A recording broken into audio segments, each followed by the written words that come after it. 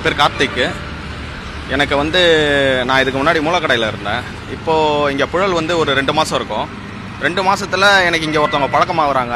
So real estate business மூலிமா, அந்த real estate business மூலிமா பழக்கமாகறவங்க என்ன பண்ணுறாங்கன்னா, திங்கக்கிழமை அதிகம் ஈவினிங் டைமில் எனக்கு ஒரு கால் பண்ணுறாங்க. கால் பண்ணிவிட்டு எனக்கு ஒரு குழந்தை, எனக்கு ஒரு ஃப்ரெண்டு இருக்கா, பேர் வித்யா, எனக்கு ஒரு வாட்ஸ்அப் மூலிமா குழந்தை சேல்ஸ் பண்ணுறேன்ட்டு சொல்கிறாங்க. எனக்கு மனசு கஷ்டமாக இருக்குது அப்படின்ட்டு அவங்க அதை என்கிட்ட ஷேர் பண்ணுறாங்க.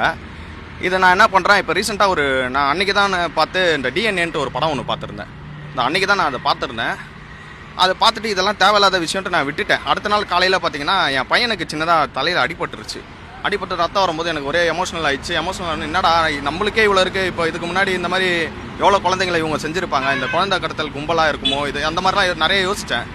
யோசிக்கும் போது அப்போ தான் இவங்க டிபாக்குக்கு நான் கால் பண்ணி, நீங்கள் இது சம்மந்தமாக அவங்கக்கிட்ட பேசுங்க, என்கிட்ட ஆள் இருக்குது, இந்த மாதிரி குழந்தை வாங்குறதுக்கு ஆள் இருக்குது, ஒரு பாய் இருக்கார், அவர்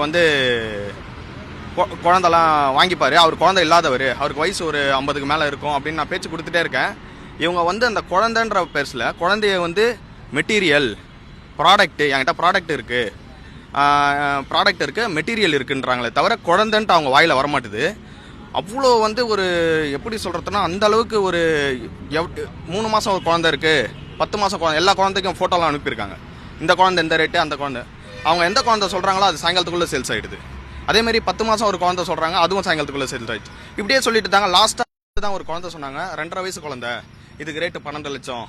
எல்லா டீட்டெயிலுமே நான் போலீஸில் கொடுத்துருக்கேன். மொத்தம் அவங்க இந்த குறிப்பிட்ட இந்த 5 நாளாக இவங்களை நான் ஃபாலோ பண்ணிட்டு இருக்கும்போது எனக்கு மொத்தம் அவங்க காட்டினது இந்த 5 நாளில் 3 குழந்தை காட்டுறாங்க.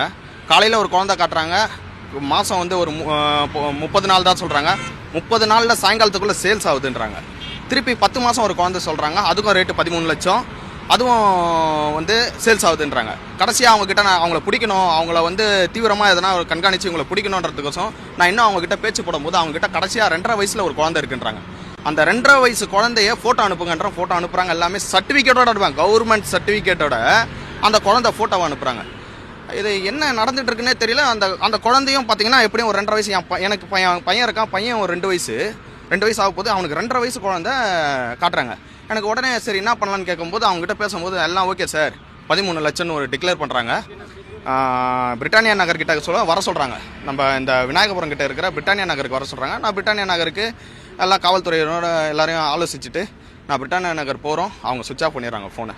சுவிட்ச் ஆஃப் பண்ணிவிட்டு திருப்பி அவங்க அவங்கள கையும் களவுமாக காவல்துறை பிடிச்சிட்டாங்க. அவங்க இந்த குழந்தைய பிடிக்கிறதுக்கு முன்னாடி இன்றைக்கி காலையில் இந்த குழந்தைய அவங்க என்கிட்ட சொல்கிறாங்க டிக்ளேர் பண்ணுறோம் 13 லட்சம்ன்ட்டு. இன்றைக்கி காலையில் என்ன பண்ணுறாங்க, 10 மணிக்கு குழந்தைய எடுத்துகிட்டு காட்டுறேன், உங்களுக்கு எல்லாமே சர்டிஃபிகேட்டு, குழந்தை பிறந்த சர்டிஃபிகேட்டு எல்லாமே நான் தரேன், குழந்தை ஃபோட்டோவும் காட்டிட்டாங்க, குழந்தைய மட்டும் தான் பார்க்கணும். அப்படி இருக்கும்போது அவங்க குழந்தைக்கு நீங்கள் வரும்போது என்கிட்ட சொல்கிறாங்க, பால் பாட்டிலில் புதுசாக ஒரு பால் பாட்டில் வாங்கிக்கோங்க, அந்த பால் பாட்டிலில் பால் கொஞ்சம் எடுத்துகிட்டு வந்துடுங்க அப்படின்னு சொல்லும் போதே எனக்கு அப்படியே கண்ணு கலங்கிடுச்சு. எனக்கு என்ன சொல்கிறதுனே தெரியல. அவங்க சொல்கிறாங்க, உங்களுக்கு எத்தனை குழந்தை வேணும் என்னால் தர முடியும், அதுக்கான ஆடியோ எல்லா ரெக்கார்டும் நான் கொடுத்துருக்கேன், என்னால் எவ்வளோ குழந்தை வேணால் ரெடி பண்ண முடியும், ஒரு குழந்தைக்கும் 13 லட்சம், அது எவ்வளோ பெருசாக இருந்தாலும் சரி, அவங்க 3 மாதம்னாலும் 30 நாளாக இருந்தாலும் சரி, 2.5 வயசு குழந்தையாக இருந்தாலும் அவங்க வச்சுருக்க ஃபிக்ஸட் ப்ரைஸ் 10 லட்சம் பார்ட்டிக்கும், 2 லட்சம் அவங்க கமிஷனாகவும், 1 லட்சம் மற்றவங்களுக்கு இதர செலவுகள்ன்ற மாதிரி அவங்க வச்சுருக்காங்க.